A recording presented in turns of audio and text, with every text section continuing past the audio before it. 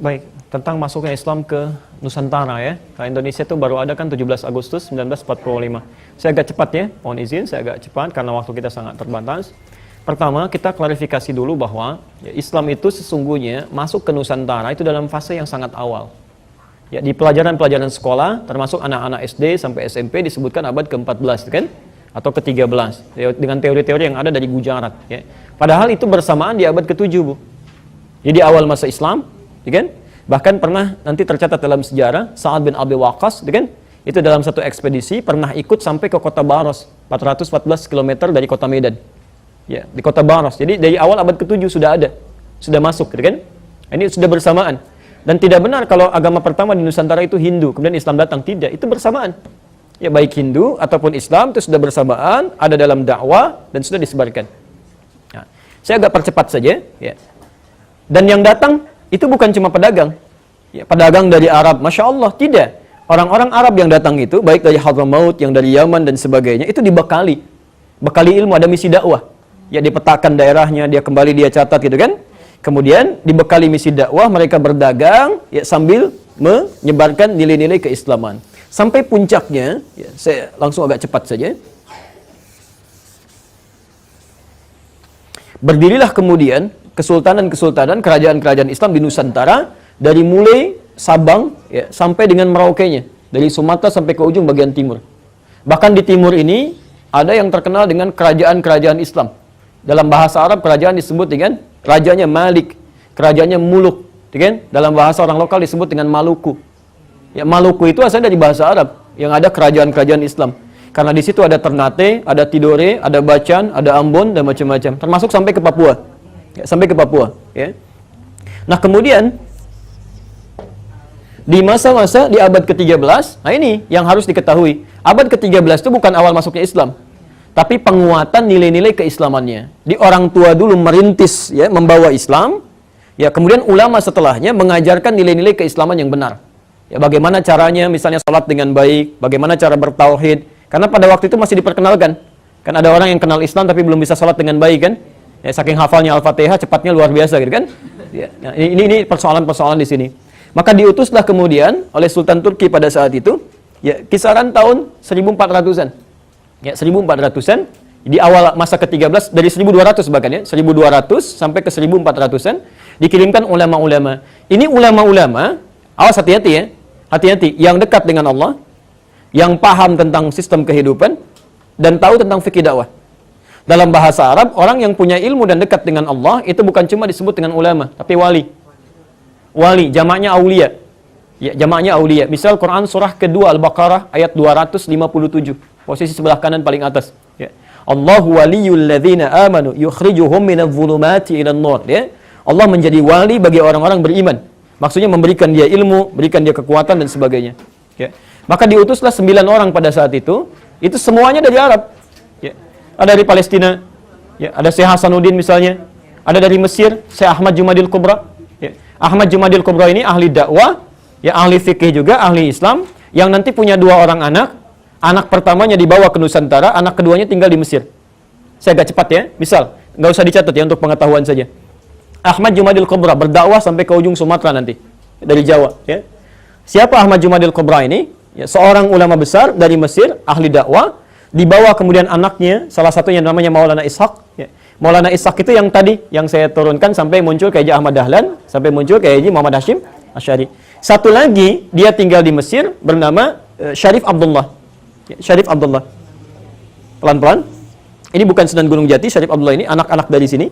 Nanti yang paling menarik, ketika beliau berdakwah, di kisaran awal abad ke-15 sampai awal abad ke-15, ya, di situ sedang dikuasai di wilayah ke Sunda sampai ke pertengahan Jawa oleh satu kerajaan besar, ya, satu daerah Sunda Wiwitan, Pajajaran, lebih dekat ke Hindu sebetulnya. Rajanya Prabu Siliwangi. Ya, Prabu Siliwangi. Prabu Siliwangi itu punya kontrol Ibu dari mulai Banten sampai dengan ke perbatasan ke Jawa. Ya, sampai nanti ada salah satu candi cetok di wilayah Karanganyar ke sebelah atas ke sana. Ya. Nah, di sini ketika sedang berdakwah, Islam sudah muncul sebagiannya.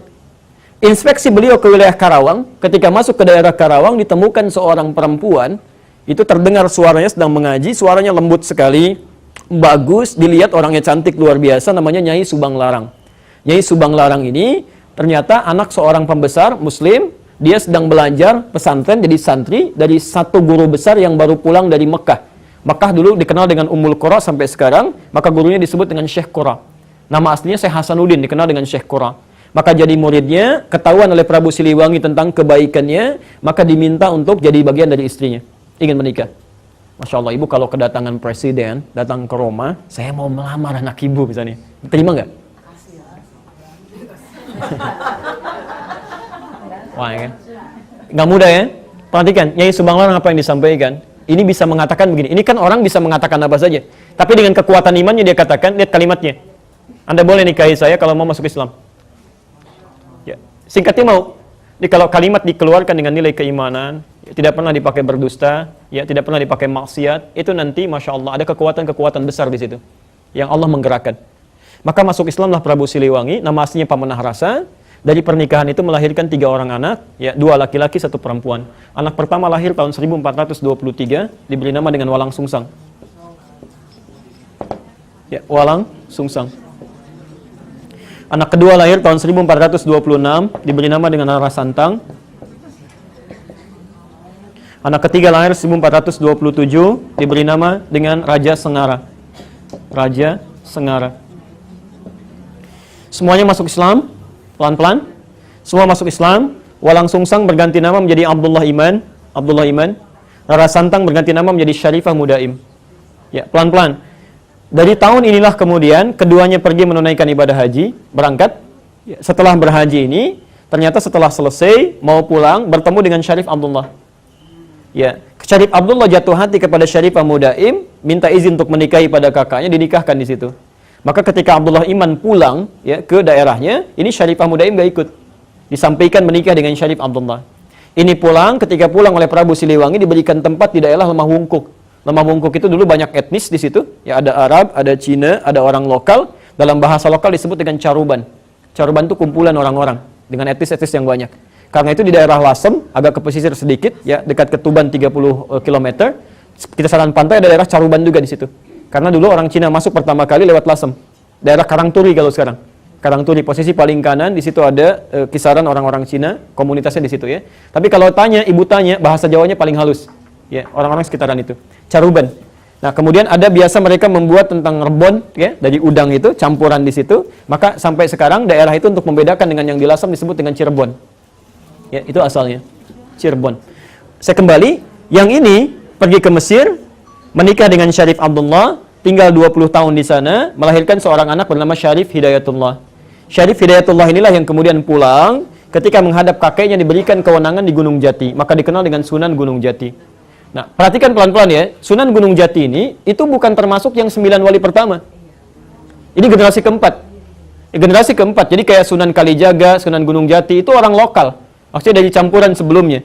9 wali yang pertama itu bukan dari yang orang-orang ini generasi keempat, yang awal. Ada yang dari Mesir, ada yang dari Maghrib, Maroko, ada yang dari Palestina, ada yang dari Persia. Ya, semuanya jumlahnya 9 orang. Ada dari Turki 2 orang. Ya, nah, ini poinnya. Ya, pelan-pelan. Nah, ketika kembali ke sini, saya teruskan sedikit ya. Kembali sampai ke sini, diberikan kewenangan. Kemudian ini ingin nengok neneknya. Ya, maaf, saya ulangi. Nyai Subanglarang kebalik ingin menengok kemudian Abdullah Iman di Cirebon. Ya, sampai di perjalanan singkatnya meninggal dunia. Untuk mengenang kalimat ini maka disebutkan daerahnya dengan nama Subang sampai hari ini. Ya, baik. Jadi di sini poinnya. Kemudian tersebar luas Islam sampai muncul generasi-generasi setelahnya, sampai tibalah kemudian Portugis datang lewat Selat Malaka tahun 1511. Ya. Dari mana Portugis ini datang? Ternyata dari hasil perjanjian yang dikukuhkan oleh tokoh Kristen paling besar pada saat itu. Makanya gelarnya juga besar, Paus. Ya. Nah, ini Paus Alexander yang ke-6. Ya, Paus Alexander yang ke-6 tahun 1494. Ya, ketika umat Islam dikalahkan daerah Andalusia, kemudian beliau membuat satu perjanjian disebut dengan perjanjian Tordesillas. Tordesillas itu membagi belahan bumi pada 2 bagian. Belahan timur dengan belahan bagian barat. Maka diambillah kemudian Portugis ditugaskan untuk membawa 3 misi suci masuk ke daerah timur. Sedangkan Spanyol diberikan wilayah daerah barat. 3 misi suci ini, 3 misi suci, ya, itu dikenal dengan misi 3G. Namanya Gold, Glory, dan Gospel. Ya, maka masuklah Portugis lewat Selat Malaka. Asalnya nyasar dulu, Bu. Nyasar sampai kemudian ke Goa, ya kan? Di Goa melakukan monopoli, lalu minta bantuan pada seorang bernama Ahmad bin Majid navigator muslim untuk menunjukkan arah yang sebenarnya. Maka masuklah lewat Malaka tahun 1511. Ya, apa yang pertama kali dilakukan? Pertama, memonopoli perdagangan. Kedua, membuat rumah ibadah, misi gospel, ya, kristenisasi. Rumah ibadah dalam bahasa Portugis disebut dengan igreja. Igreja. Orang kita menyebutnya dengan gereja kemudian. Jadi gereja itu asalnya bukan dari bahasa Indonesia tapi dari bahasa Portugis. Didirikanlah di situ, orang mulai ikut-ikutan. Ya, orang-orang Portugis saat itu ibadahnya itu 2 hari setelah orang Islam. Ya, kalau orang Islam itu ibadah tiap pekan kemana? Jumatan ya, ke masjid ya, Jumat. Setelah hari Jumat, setelah hari Sabtu nggak ada Minggu. Nggak ada Minggu, adanya Ahad asalnya. Dari mana muncul Minggu? Karena orang-orang Portugis saat ibadah itu tidak langsung nyambung dengan Tuhannya. Mereka perlu perantara. Sampai hari ini. Jadi kalau misalnya punya dosa, itu penembusan dosanya nggak minta sama Tuhan, minta sama Bapak. Datang ke situ, Bapak saya salah tadi begini gitu kan. Baik, lalu kata bapaknya begini. Kata orangnya kalau Bapak salah kemana gitu kan. Nah ini baik, jadi intinya dia lewat orang suci. Orang suci disebut dengan Santo. Saat itu Santo yang jadi perantara dikenal dengan Santo Domingo. Ya, Santo Domingo. Singkatnya orang kita kan suka menyingkat-nyingkat ya. Santo Domingo, Minggu jadi Minggu. Sampai hari ini ada Minggu. Dan di hari ini mereka ibadah. Ya. Sampai kemudian ada orang ikut-ikutan, ada yang dipaksa pindah agama, sampai nanti yang mendirikan Nahdlatul Ulama, Kiai Haji Muhammad Hasyim Asy'ari memberikan fatwa. Beliau menulis 19 buku, di kitab keduanya Risalah Ahlus Sunnah wal Jamaah. Ya, halaman ke-14, posisi paling kanan, paragraf pertama, baris 1 sampai dengan 5. Ya, itu ada fatwa di situ. Ya, ada fatwa larangan untuk ikut-ikutan ke kanisa, ikut ke gereja, apalagi kalau ikut-ikutan dengan pakaian mereka, kan? Dan menyaksikan ibadah mereka, itu kata beliau nggak boleh. Itu fatwa pertama. Ya, saya persingkat, saya tutup di sini. Ya, sampai kemudian datanglah Portugis, ya, dikalah di sini, dia ingin menguatkan bentengnya. Ya, ketika datang Portugis ke wilayah ini, ternyata Spanyol merasa saya nggak dapat apa-apa di barat itu. Maka disusullah kemudian ke timur, perginya ke Filipina, ke daerah Sulu, dipimpin oleh Magalhães. Ya, Portugis dipimpin oleh Alfonso de Albuquerque, kemudian ini dipimpin oleh Magalhães tahun 1519. Tahun 1519 takut karena ada persaingan, maka dibuatlah kemudian benteng di daerah Sunda Kelapa. Datang ke Sunda Kelapa di pinggir pantai dibikin benteng. Saat masuk ke sini itu kemudian mohon maaf ya, maaf sekali lagi, menyerang penduduknya, mencelakai, membangun tempat ibadah, sehingga Sunan Gunung Jati yang diberikan kekuasaan tadi mengutus menantunya. Beliau punya 2 anak, anak pertama namanya Muhammad laki-laki, kedua perempuan, menikah dengan seorang jenderal besar, soleh dekat dengan Allah. Namanya Fathullah, orang lokal menyebutnya Fatahillah, Portugis menyebutnya Faletehan. Ya. Maka diutuslah kemudian untuk bisa membebaskan dalam bahasa Arab disebut dengan Fatah. Ya, wilayah Sunda Kelapa ini. Maka kemudian dibaca surah Al-Fatah itu, ya, Inna fatahna laka fatham mubina, mereka berwudu dulu, salat dulu dan berjihadlah ke sini. Saya persingkat, dibebasanlah kota itu pada tanggal 22 Ramadan 933 Hijrah, bertepatan dengan 22 Juni tahun 1527. Ya. Saat dibuka ini, mereka sadar bahwa ini bukan ikhtiar kita saja, bukan kekuatan kita, tapi ada ridha Allah di sini. Ya, maka kemudian untuk mengenang ini untuk generasi setelahnya, untuk orang-orang setelahnya yang tinggal di sini, ingin disampaikan kamu harus dekat dengan Allah, jangan jauh dari Allah karena ini dianugerahkan oleh Allah.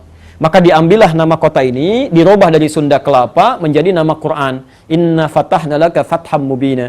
Fatham mubina itu dalam bahasa lokal dikenal dengan Jayakarta. Jayakarta disingkat menjadi Jakarta. Di Jakarta itu dan nama Quran. Sampai hari ini ulang tahun Jakarta itu 22 Juni 1927.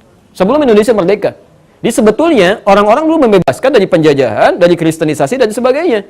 Makanya para ulama-ulama kita itu sangat luar biasa, ingin dijaga dekat dengan Allah, jangan sampai turun bencana gitu ya. Ini poinnya. Ya, saya tidak mau masuk kepada konteks yang lebih lebar, tapi ini poin utamanya. Nah, sampai tiba Belanda tahun 1616.